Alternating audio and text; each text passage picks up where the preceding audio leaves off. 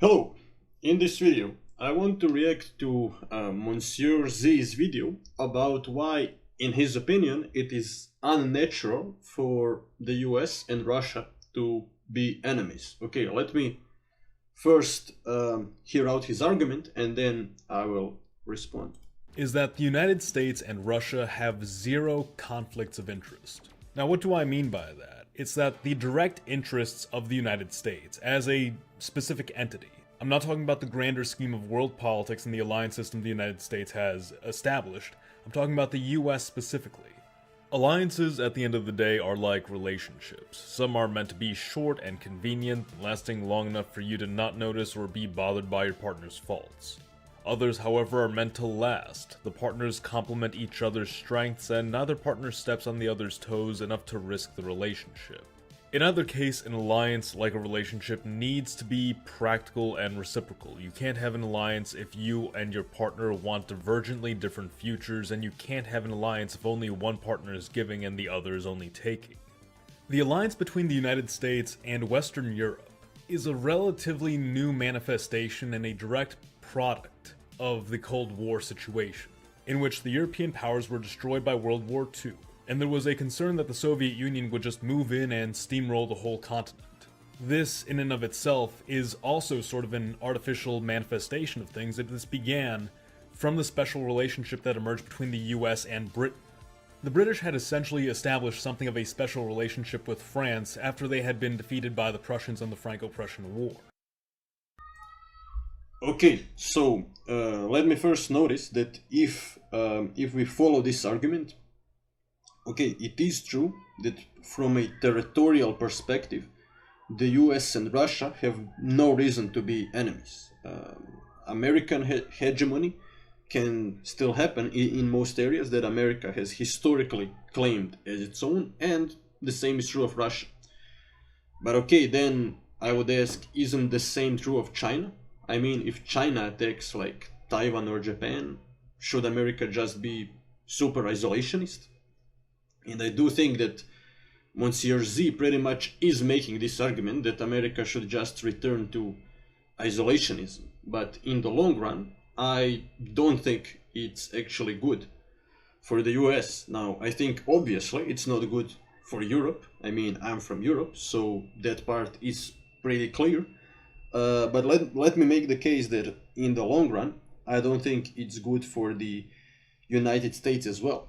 Because if the United States retreats from the world stage and Russia and China just continue to do coups in Africa, in various Asian countries, in various European countries, for example, know that recently Russia attempted to coup the government of Montenegro. So if Russia and China continue to put their people in place all across the world and the United States just does nothing, well, the United States will sooner or later just become weaker than them.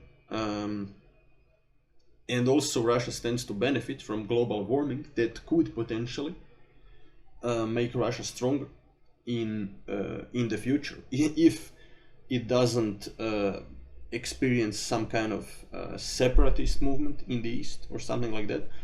But yeah, to give you a historical example, China is an example of a great power that decided to be isolationist, relatively speaking, comparatively to the Europeans that decided to colonize the world, or to the Muslim empires. China decided to be isolationist.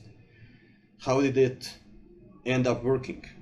For them, they got colonized by the British, because British were perfecting their weapons and gaining money essentially by colonizing the world, while China was just being isolationist, and it conquered some barbaric tribes around China, but yeah, was pretty much isolationist, and that ended up with China becoming a colony.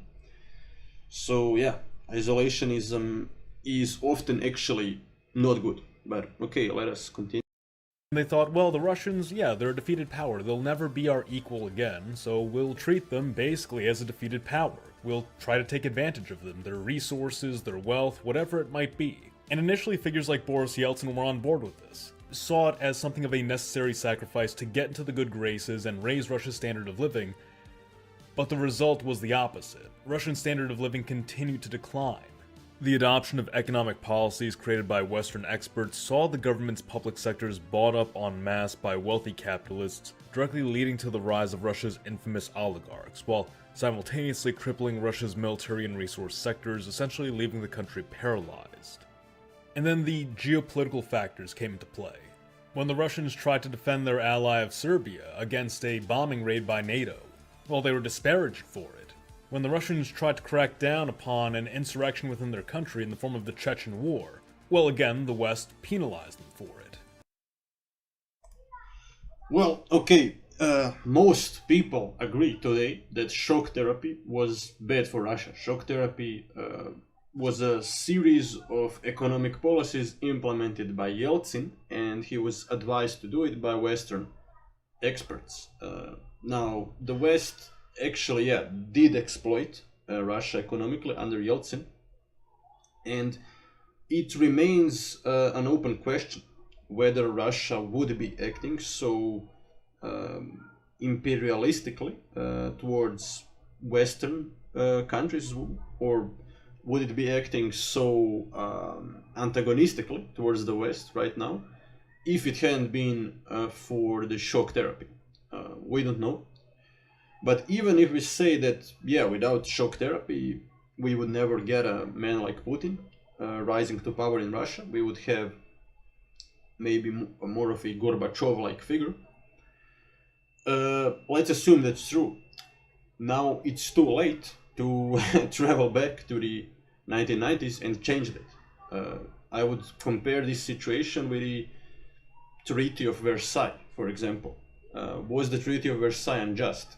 Definitely it was. But once Hitler got into power, it's too late to change what has been done.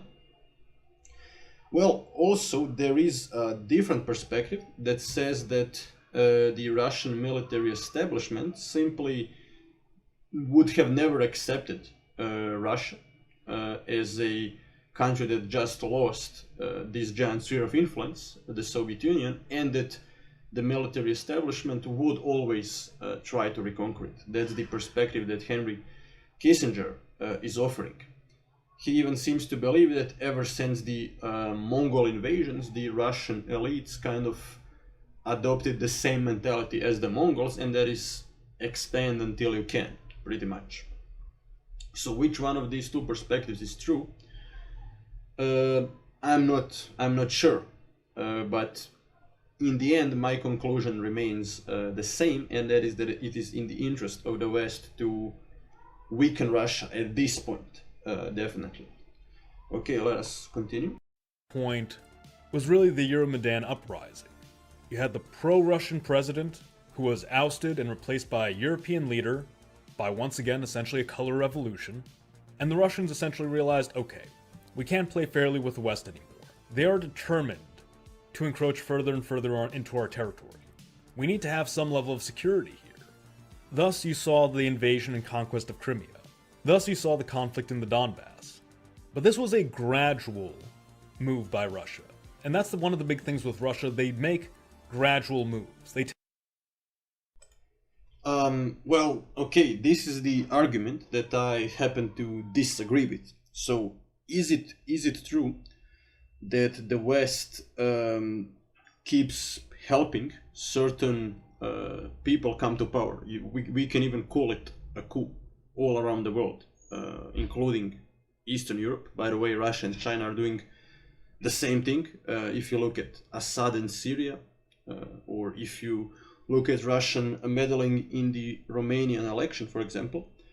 But is it true that the US kind of, let's say, was involved in the overthrow of the pro-Russian president of Ukraine that was then replaced by Zelensky? It is true, but I have a question for people that seem to think that it is illegitimate for great powers to support people in other countries come to power. When does that become illegitimate? Is my question. Because if you look at the Chinese Civil War, for example, both Taiwan, led by Chiang Kai-shek originally, and Mao Zedong were helped by outside powers. So are both governments illegitimate? Is the American Revolution against the British illegitimate? They were helped by the French. So when exactly does that become a rule that the government helped by the outside force is illegitimate? I've never I've never heard a good answer to this question. So yeah, I don't think that governments become illegitimate just because they were helped by an outside force. Okay, let us continue. The way in which that world order is perpetuated is through the maintaining of not even alliances, but dependencies. We talk about the European countries as allies, but what would happen if we just pulled all the NATO funding? What would happen if we absolutely abandoned the European countries? Well, they don't have the capability of defending themselves militarily. If we did the same thing with Japan or Taiwan, our Pacific allies, well, what would they do? They'd probably be steamrolled by China. When you think about how weak America's allies are compared to itself, you have to question if they're really allies or just proxies. And that's what the Europeans were. They were another avenue for the US to continue perpetuating this ideology that had been dominating the country for a while. This doesn't even necessarily serve American interest in the grand scheme of things. And the question immediately became, why are we involved in Europe? Why are we involved in these foreign spheres that don't seem to do us any good? If anything, they just bring us trouble. And this is what everything sort of comes down to. The real politics of things. The US historically has functioned above all else as the regional power of North America and arguably, the whole of the Americas, North and South. This is our sphere. This is where we have influence. There was never a great desire by the United States to have territory in Europe, to have territory in the Middle East, to have territory in Africa. The Russians, in turn, yeah, of course they used to have colonies here in North America, but they've since moved past that. Their interests lie in Eurasia. The US and Russia could theoretically achieve the maximum extent of their territorial ambitions, the US taking all of North and South America, Russia taking all of Eurasia. And there would be no overlap. There would be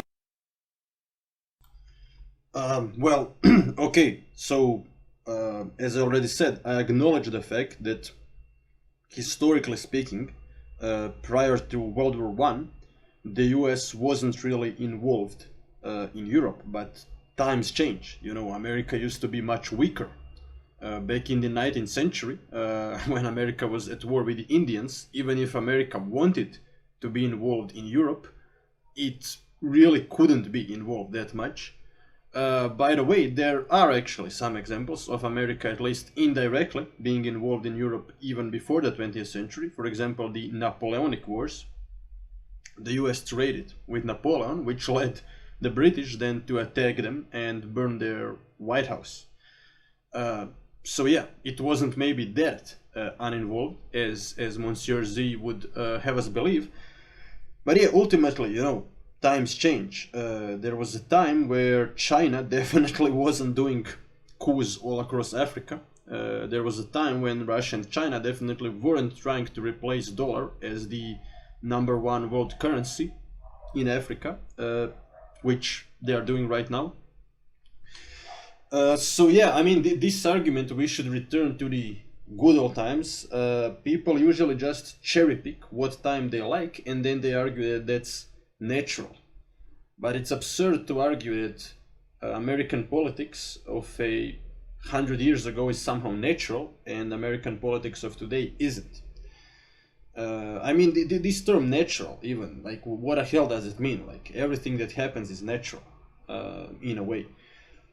And, okay, so for a while, it really seemed that Trump administration is abandoning Ukraine. Now that the mineral deal has been negotiated, I actually do think that Trump decided to help Ukraine. I mean, tell me in the comment section if you agree or disagree. But yeah, here is the reason for the United States to get involved in Ukraine: the minerals. If Russia conquers all of Ukraine, the US won't get the minerals. So I wonder how Monsieur Z would respond to that. And by the way, okay, do I agree with the fact that Europe should have a stronger military? Definitely. Like, is it embarrassing that Russia produces more artillery, artillery shells than the entire European Union? Yeah, it's very embarrassing actually. But okay, let's analyze it. Why is it that Japan and Germany have such weak militaries? Partially, it's because it was a taboo for these two countries to create stronger militaries until recently, and the United States was also on the side of people telling us that it should remain a taboo. Uh, like, very few people in 2008 or 10 or 13 argued that Germany should create a huge military. Right now, many are arguing that, even people from like Poland, you know, and France. But yeah, so Monsieur Z is ignoring the fact that Germany and Japan, the largest economies, well, Germany in Europe and Japan, one of the largest economies in the world, were prohibited partially also by the United States in creating huge militaries. That's why the United States, in a way, felt like it had some kind of obligation towards Europe. But yeah, now Trump seems to view everything from the prism of profit. So his main motive seems to be the minerals. So yeah, I think that ultimately even Trump disagrees with Monsieur Z primarily because of the minerals. But okay, tell me in the comment section, do you agree with me? Do you disagree? And don't forget to like, share, and subscribe.